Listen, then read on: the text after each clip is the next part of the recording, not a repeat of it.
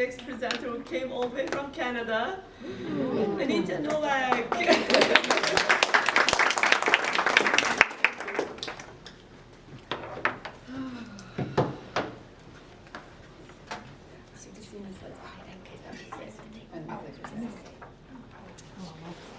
I thought I'd start with a couple of preamble comments that came to me while I was listening to Yulia speak. The first being that I already know she speaks Ukrainian and probably speaks Russian. She told me she spoke Polish, and here she's speaking English. But the language I heard was the language of passion through your presentation, and I just want to thank you for that. And love for your country, and I'm moved by that.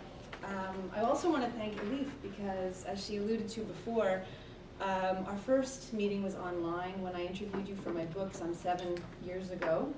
And I've spent the last decade trying to understand how empathy can be leveraged for personal and organizational more lately, but also for social change. And I can say with sincerity that the thing you shared with me that I will share later is actually the thing that has moved me the most to think about when it comes to empathy. So I just want to thank you. I'm proud to be here. I'm excited and I'm honored to be here. So much so that I was very careful about my outfit. So if anybody's been looking at my fabulous scarf, I bought this in Morocco by a local artist. And then I thought to myself, don't get too big on yourself. I noticed there's a hole in my sweater. So I also recognize that I'm at a bit of a disadvantage because I've missed the last couple of days. I'm so sad to have missed the presentations, but I had 3 classes to teach between Tuesday and Wednesday. I could only fly in yesterday afternoon. And so I'm trying to sense what the vibe might have been. I already kind of sense what the vibe is, but I hope that I can actually just layer in and integrate with whatever special magic has happened. Okay, so a little bit about myself. I teach at McGill in an unusual place as an empathy researcher and activist in the business school, if you can believe it. But I teach social entrepreneurship, where you leverage empathy for social change. I teach leadership, where I think more and more empathic leaders are needed for the future. And I teach ethics in management. So all these places where I can kind of, thread empathy through the work. And the last 10 years, I've really been focused on how to leverage empathy for, again, personal, organizational, and social change. That's what I'll be talking about today. And I would start with an invitation. All right, so the invitation is to be present and to dip out of sort of what we spend a lot of our time doing is in our heads, thinking, and to dip into the feeling of what could wash over as we do this together. Obviously, as someone who's studied empathy, I recognize that the word empathy comes from the German word Einfühlung, which came out of arts, right? What it feels to connect with moments of art. And I thought, oh my gosh, I've been talking about empathy for 10 years and been doing so many presentations, and now I'm speaking to a group of people who know empathy just about more than I do. Let me try not to get too overwhelmed by that. So I'm just going to come at it from my perspective, and hopefully there's something that we can engage with. So if you just take a minute to just dip into what your intention is around this presentation, I would really appreciate that. Okay. So my story of empathy actually begins in a conference hall. There were 700 people in a big conference center in Montreal. McGill hosted, the Faculty of Law hosted a Prevention of Genocide conference. And the opening event, full standing room only event, had 4 people from 4 different genocides, which I always hate to say out loud, as speakers. And one woman who got up to speak is Esther Mujawayo. And she put up a picture of a family gathering on a huge jumbotron. And she shared with us that only she, out of 40 or 50 people at a birthday party, only she and her daughters survived. And as you might predict, it was the collective gasp, and you could hear a pin drop in the room. And she said, I often am told that if only we had known the genocide was happening, we would have done something about it. And she called our bluff and she said, I want to believe you, but I can't because today you continue to fail us. And I don't mean us Rwandans, I mean anyone in the world. So Ukraine now or Ethiopia, I just heard the UN Secretary General a few days ago saying they are on the brink of a mass genocide. So what is the world doing? And so that, to me, her call to action started with the only time in my life, it's never happened before or since, that my ears were physically burning, like I had ironing, and I felt she was talking directly to me. And it was such a call to action that I found myself the next summer in Kigali, helping to launch a microfinance project. So I'd done some local fundraising, and my sister was actually in the Faculty of Law, and one of her classmates was a Rwandan genocide survivor, and his mom is the founder of this nonprofit. So it came together in really in a special way. And it was an incredible summer, as you might imagine, meeting the most vulnerable women ever, and the most resilient and generous spirited. And the country itself is absolutely spectacular. Everything about Rwanda was just incredible. But you don't go to Rwanda without visiting the War Memorial. And it's somber, of course, and it makes you think. I'd heard many, many stories of survivors who had safe-kept people who were on the run in opening up the floorboards of their kitchen for people to stay for months at a stretch.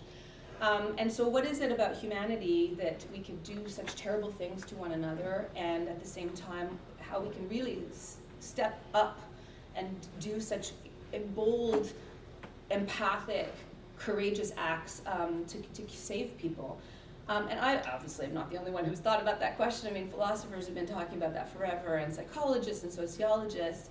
But then I stumbled on the work of a primatologist by the name of Frans de Waal. And so this is a picture of a chimpanzee, and he says, primatologists have studied chimp culture for decades, and we have this sense that we're very chimp-like as human beings, right? We're hierarchical by nature, we're prone to power struggles and war, but I've studied bonobos for the last 50 years, and I have a different conception of what it means to be human. And I learned not long after that the chimp is on the left, the bonobo's on the right, that we as humans, Homo sapiens, have more DNA in common with either of them than they have with each other, which I find extraordinary. And so this narrative that really kind of, I think, exists primarily in Western culture anyways, is the chimp story.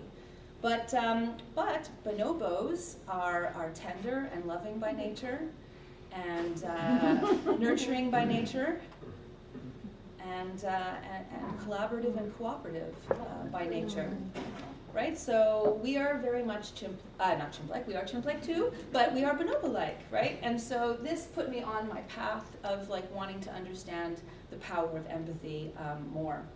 So when I ask the question, what is empathy? Obviously I won't ask you guys that, but here, this could be a visual that you have over the last couple of years. It might be around nursing and doctors or philanthropy. Everybody has a different conception of what empathy means, but typically audiences that are not as knowledgeable about empathy might say stepping into someone else's shoes, seeing through someone else's eyes, or feeling what someone else is feeling. And I always say those are perfectly valid answers, but then I also want to share some things that I've learned about empathy over the last few years. So as you mentioned, there are some words that get conflated, right? I discovered that pity and sympathy and compassion, which is not here, but you will see it later, and empathy often are treated synonymously when they really don't mean the same thing. So I put them on this, what I call an altruistic emotion continuum. On pity, on the pity side, there's power asymmetry embedded in the relationship. When you pity someone, you look down on them. There's disdain, oh, you poor person. But the further along this continuum you go to empathy, the more there's a recognition of sharing a common humanity. And so the definition I like to use is that empathy is what unites us in our shared humanity, with an important asterisk, which is that we don't deny or discount lived experience, right? So what I'd like to do is to make this interactive is to actually find our shared humanity and unite us through the power of empathy by doing a little eye-gazing exercise. So I'd invite you to pair up, move your chairs around if you need to, literally move around, so that you're facing each other directly, and your feet are on the ground. So you'll want to turn your chairs around.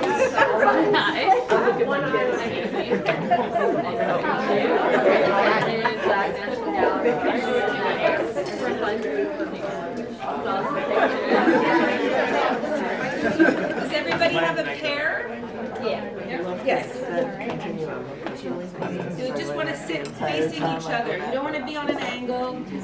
You really want to rotate your chairs around for this to be as powerful as possible. And of course, this kind of exercise takes vulnerability, but also what opens up is empathy. And so we'll do it in 2 steps. We're going to do 30 seconds, pause, and then we'll do 90 seconds. And I would invite you to just live the experience and notice how you think, and notice how you feel. And then we'll do a little deep focus. Amy at the back for the first time. Okay, so on 30, the only rule is no talking. Off you go.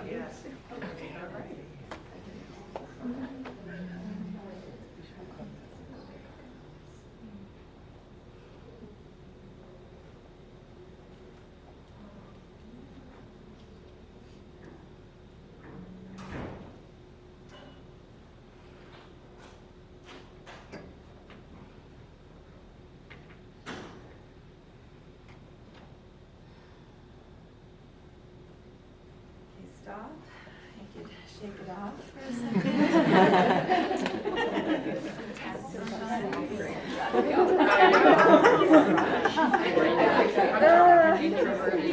And now comes all the fun. Now comes all of the beauty. Now comes all of the richness.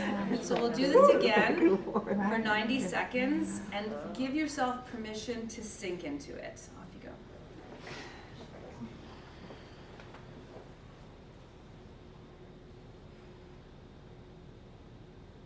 And if your hands are crossed, open them, put them palms up, uncross your legs, be in an open stance. Notice your breathing.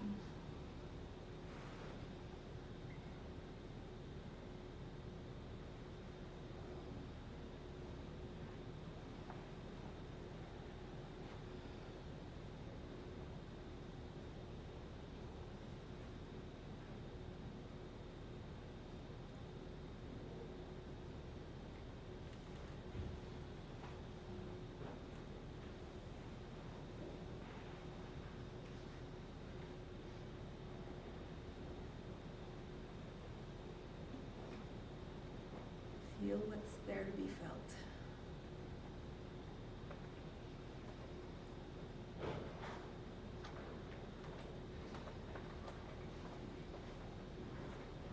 Say what's needed to be said.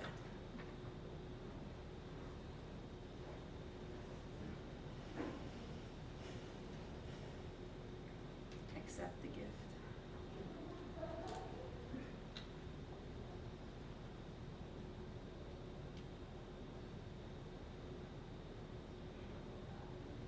You're done.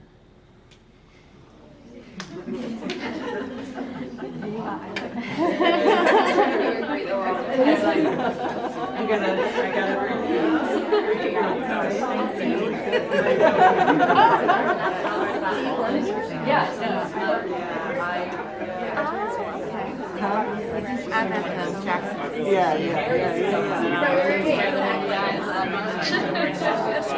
I feel your. I did.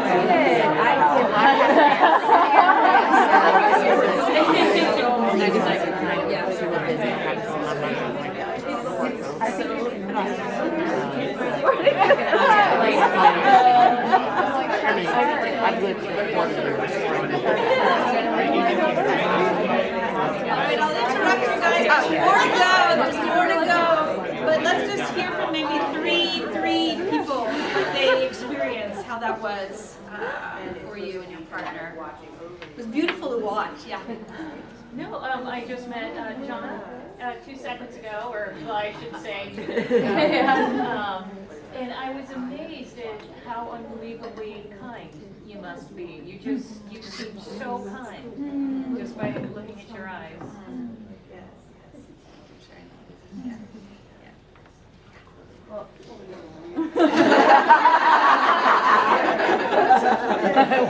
I mean, everything about this human is to be admired, to be held up, to be treasured, to be taken in. And so I felt like I wanted to give her every possible support to her entire country, to her entire history. And she is unbelievably present.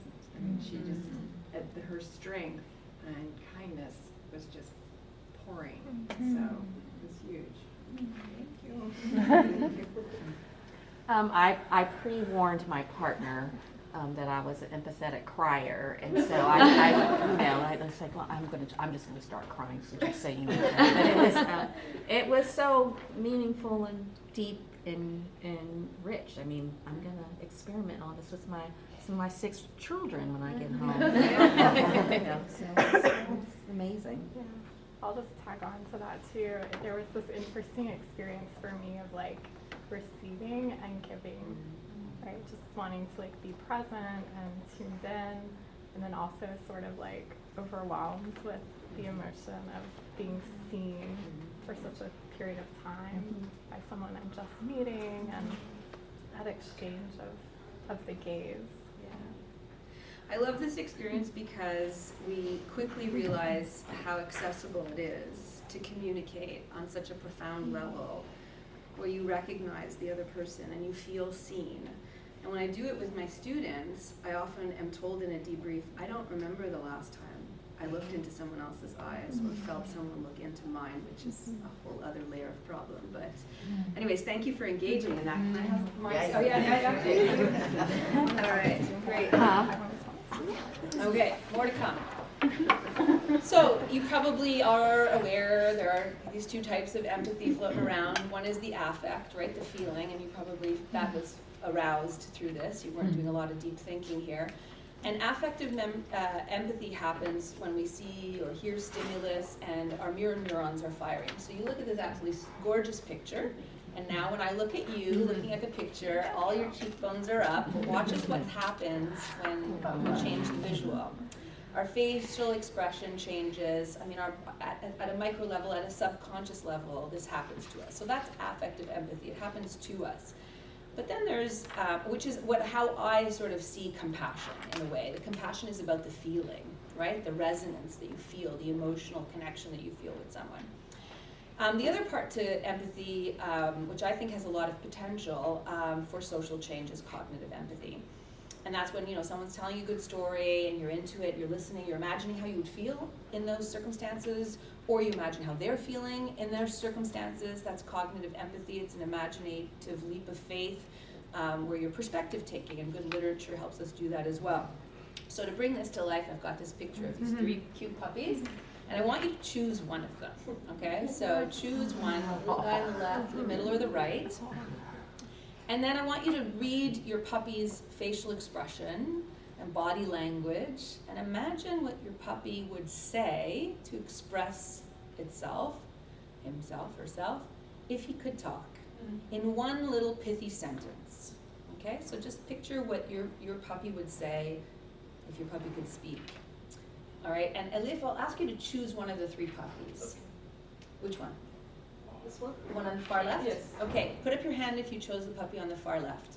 Okay, so let's hear from all 4 of you. What was your pithy sentence? And don't be concerned about what the other person before you said. That's the point. When is my daddy coming back? When He is my said daddy? he'd be here. Oh, uh-huh, yes. I wish I was here. I wish I was Like when you're spaced out. And oh, you're without okay. your I was like, oh, okay, I got you. Yeah. Kind of seems like far away from the group, so I'm getting kind of like Lonely. I'm not so close as the other 2. Yeah, sure. I'm feeling separate. I'm so sleepy. Please stop talking. Right. Super, super. And we could have chosen any of these puppies, and we could have heard from any of you smart people, and everyone will interpret differently. So we all have the capacity for cognitive empathy, but it's super not a science, right? We can become better empathizers over time, but so much gets in the way of our capacity to empathize. We could be in a bad mood ourselves. We could be cold or hungry or tired, have a headache. So there's always, some distance, even when you're trying to be empathic, right? So it's not a perfect science, but we can become more empathic with practice. So we're born with the capacity to empathize, and we can become more empathic throughout our life cycle by choice. And that's thanks to our neuron plasticity.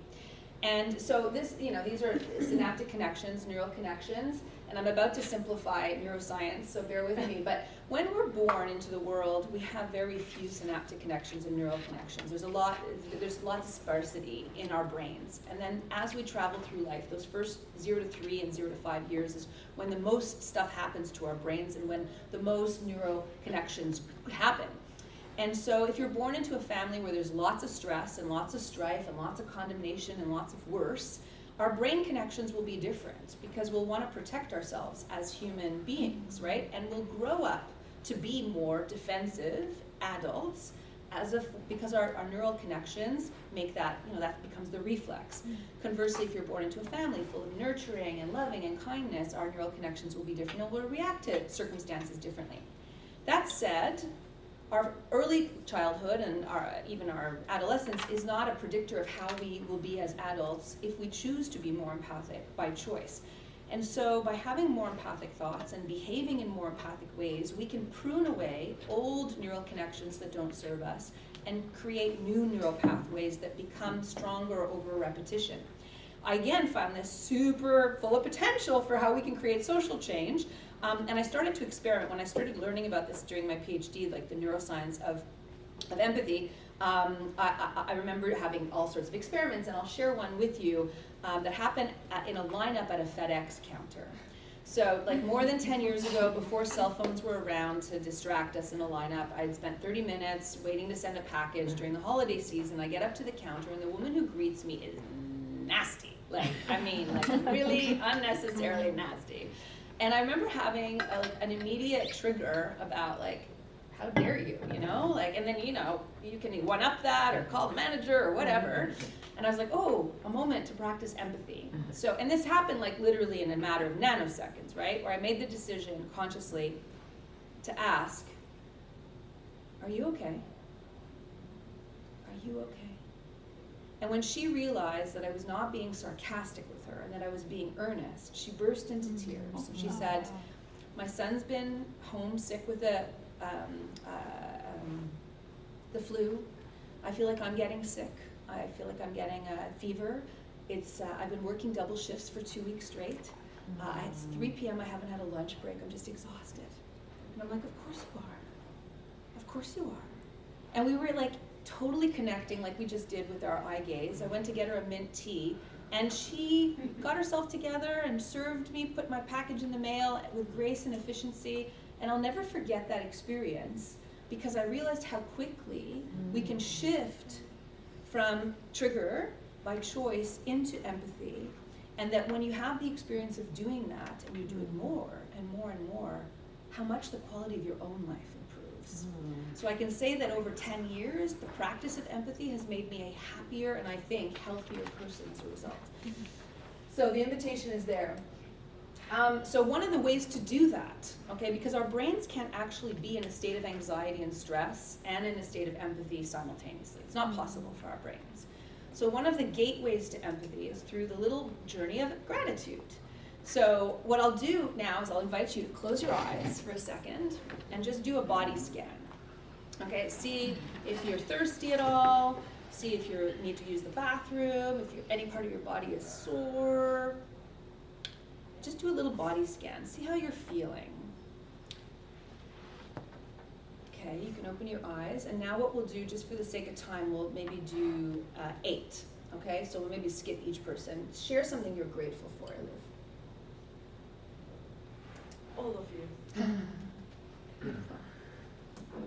The founding philosophy of the Phillips in which we sit. Oh, I'm shallow. Sweater season. To the back. Oh, cool air. Cool air? Mm-hmm. The Cool, fresh air Yeah, beautiful. that I Thank you. got to go out today. Thank you. Gentleman with cap. Oh, me? Yeah. Oh, I got good sleep last night, so I'm thankful for that. Nice, nice. Okay, yeah, sure, sure. Caffeine. Great. Yeah. The ability to be here. Sunshine. Sunshine, great. So take a second to close your eyes and see if anything in your body has shifted. Sense if your facial expression has changed.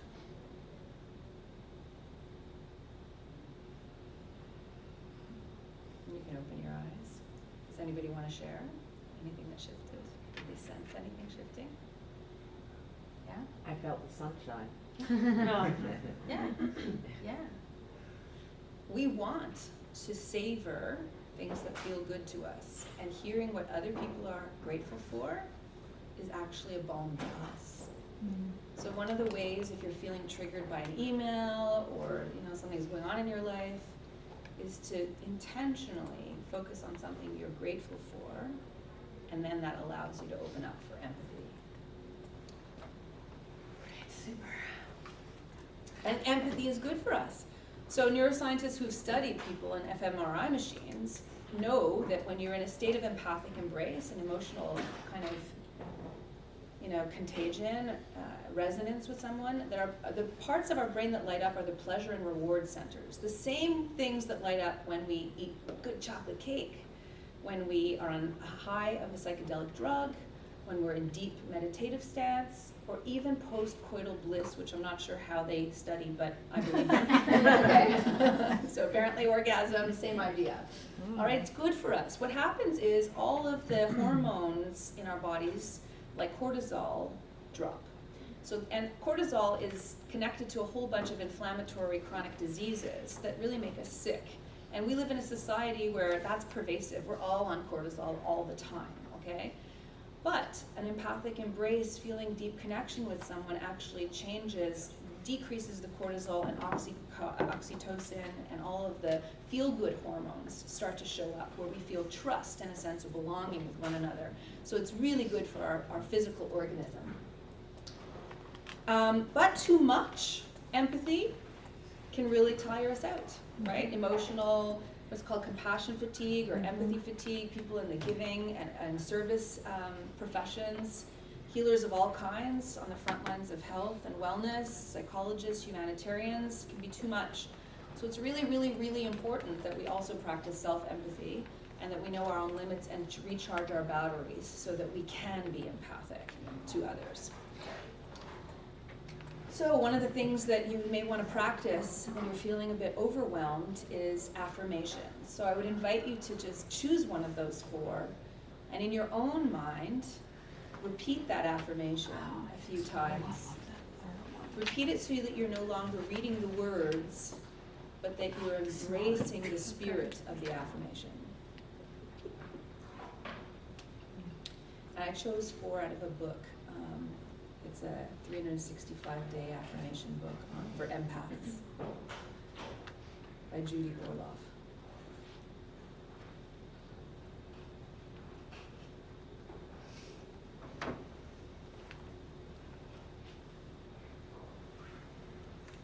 Does anybody want to share one that caught their attention that felt like, oh, I really needed to see that right now?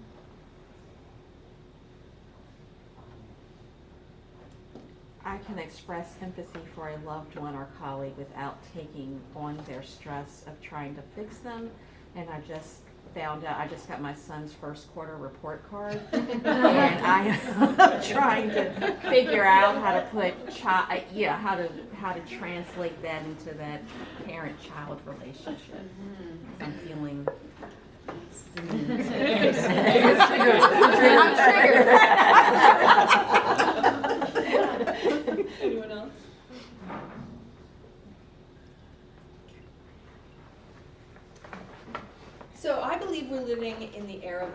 collective empathy deficit. Okay, here are just a few data points. So we've got, some people living in fabulousness, and then a huge critical mass of millions of people that are living in very different circumstances. And when I discovered this quote, I fell off my chair.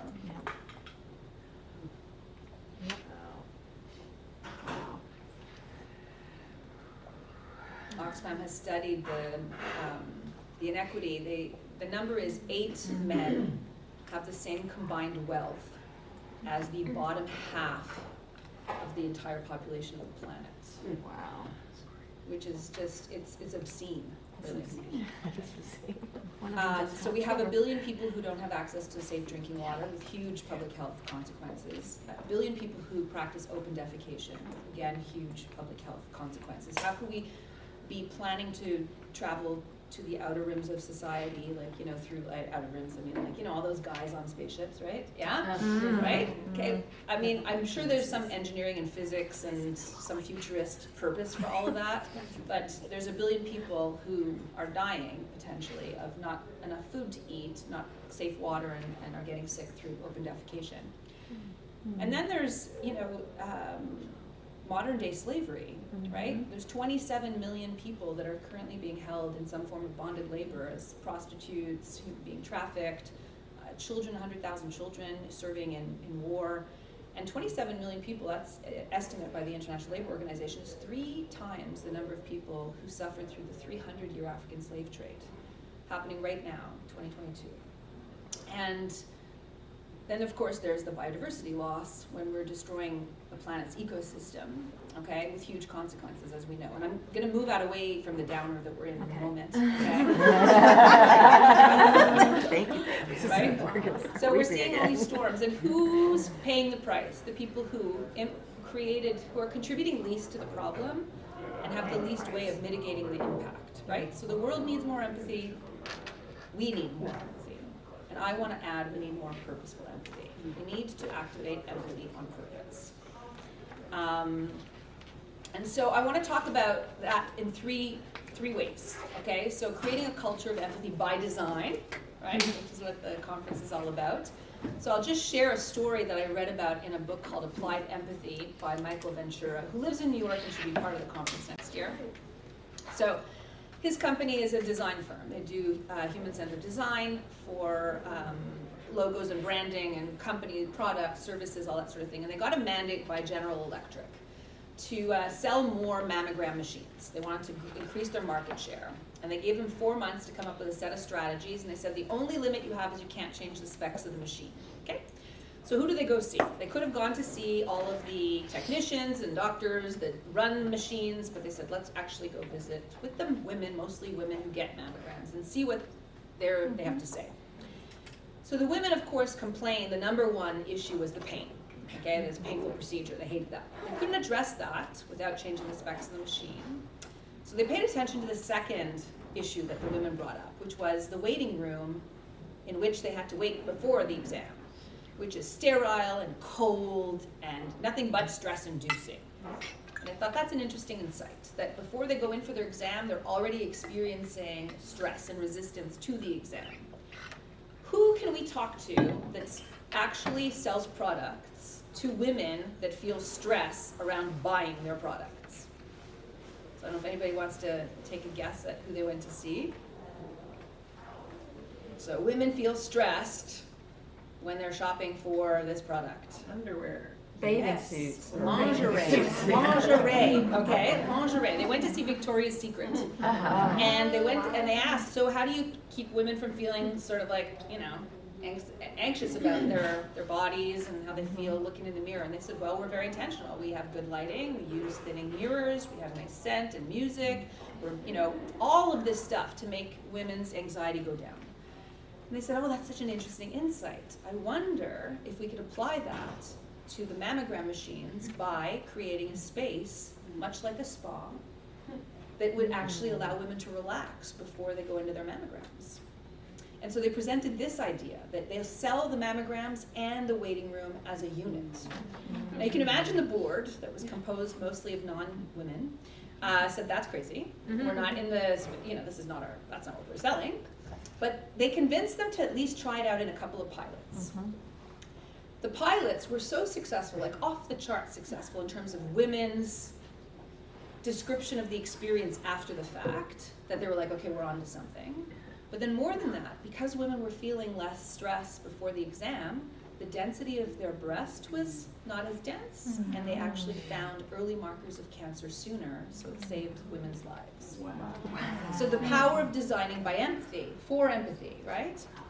So, I worked with a medical school that wanted me to help introduce more empathy into their curriculum so that they would graduate doctors with more empathy. And I said, that sounds great. And so I met with the team, and they have a great vision of how they want their doctors to actually be healers, not just for the human body, but healers for the planet, right? So they're very aligned with UN SDGs.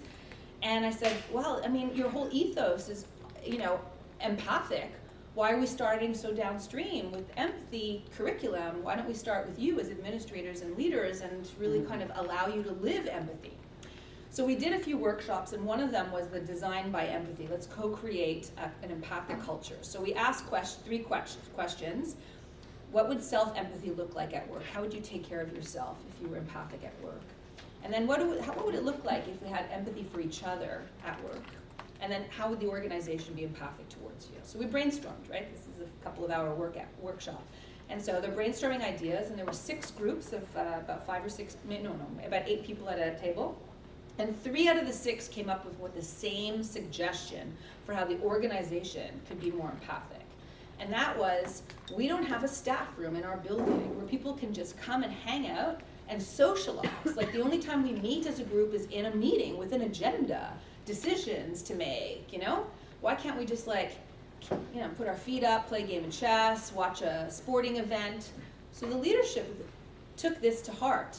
From that session to the next one, which just included basically a weekend in between, they emptied out a big storeroom where they had photocopiers and the supply room basically, and created a space where there were yoga mats and a large screen TV, books, and they did the big reveal. And I was in the room, and look, you're my witness, still goosebumps talking about it, where people were crying because they felt so heard.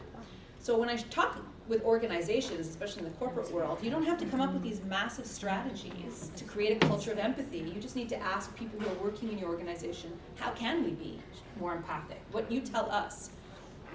So that's at the organizational level. Now I'll move into the personal level. So you're probably familiar with your basic Psych 101 class, hierarchy of needs, Maslow's. He actually didn't design this triangle. I discovered that as a footnote. It was the graphic designer who worked on the textbook that decided to put this in a triangle formation. So once your basic needs are met, you get up to self-actualization, right? This idea of achieving your full potential is the highest level of human achievement, yeah? Well, it turns out that Maslow himself, by the end of his life before he died, was writing profusely about how wrong he had been. He said it's not actually the pinnacle of human achievement to self-actualize. There's a step beyond that, which is self-transcendence. The idea of being of service to something bigger than oneself, right? And so, the luminaries of the world through history, all the mystics and religious, traditions have all come to the same conclusion, that we live our best lives when we're here to serve, right?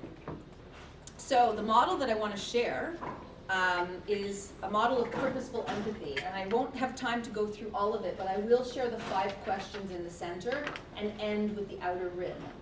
So purposeful empathy is choosing to be empathic on purpose and letting your life be an embodiment of that, okay?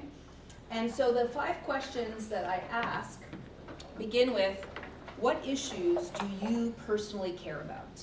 And you can do this as a person, you can do this with your family, you can do this with your colleagues, you can do this with your community, and it's a great way to think about how you want to live your life with purposeful empathy.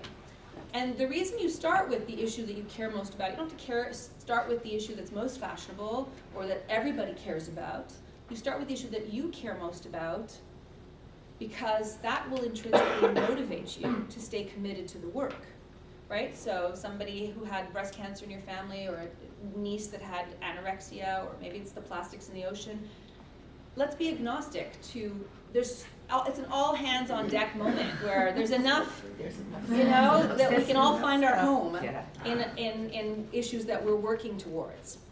So then, connected to that is, how does the issue that I care most about align with the most pressing issues of our time?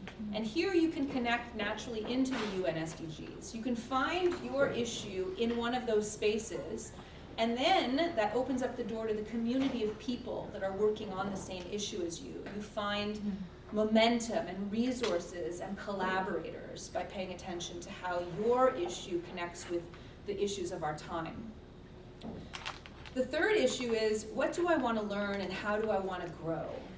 There is this kind of belief that when you are acting with empathy towards others and in service to others, that it can't be reciprocally beneficial, right? But it is.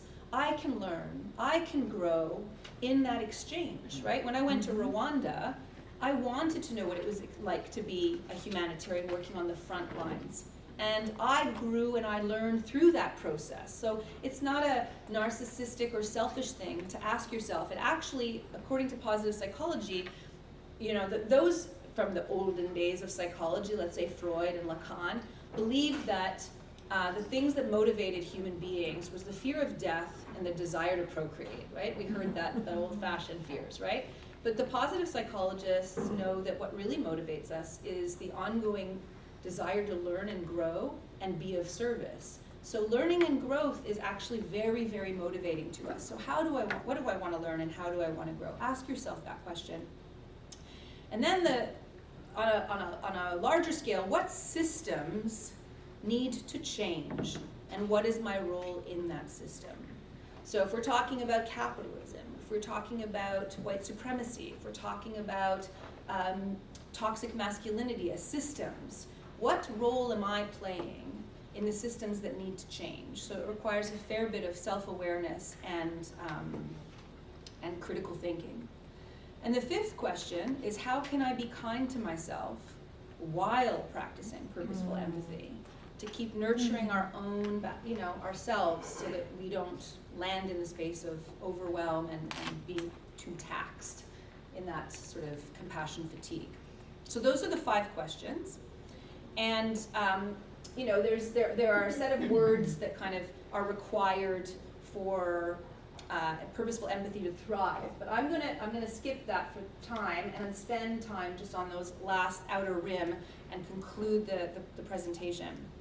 So the first is, well, let me back up for a second, is honoring our interdependence and oneness. And here is where Elif comes back into the presentation. I asked her 7 years ago on a Zoom call, or was it a phone call? Phone call. You were in Turkey. Yes.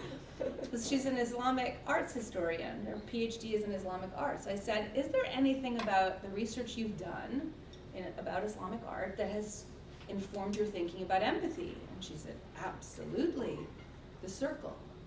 And I said, oh, how so? And she says, well, how much geometry do you know? And I said, oh, I remember my high school geometry. She said, well, let me walk you through a little bit of geometry. And this is based on my interpretation of our conversation. She will add anything or correct me as I go along, because I don't mean to appropriate what you shared, okay? But my interpretation is this, and it has always stayed with me and is the most important thing I've learned about empathy. So these are 2 dots. When you connect 2 dots, they form a line. That is the basic elementary geometry. Then you've got 3 dots, and you connect them into a triangle, right? And 4 dots. Square, rectangle, what is it called when they're on a diagonal, whatever that thing is. What? Trapezoid. Trapezoid, beautiful. Then you have, dots that can get connected in a shape that has no name. What happens when you take any of those shapes and you expand them out to their natural conclusion? They all form a circle. So the circle contains everything that exists. When you stretch out anything that exists, it goes into a circle.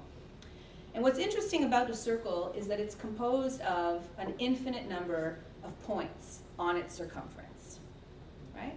So I want you to think of all of humanity, almost 8 billion people, representing a dot. So each of you is a dot on the circumference of the circle. Each of you, wherever you lie on that circle, is equidistant to source. Equidistant, if you want to call it God, the Big Bang, whatever generates the breathing that we're breathing, we are all equidistant to that energy, to that life source.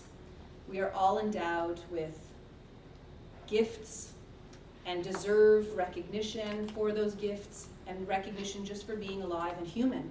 We just all deserve dignity, equality, respect the same way. But what's also interesting is that some of us are side by side on this circle. Some of us are far away or on opposite sides of the circle. We all have our own unique perspective on what the circle looks like. So the circle is a beautiful metaphor for empathy because it does allow us to recognize our shared humanity without discounting lived experience.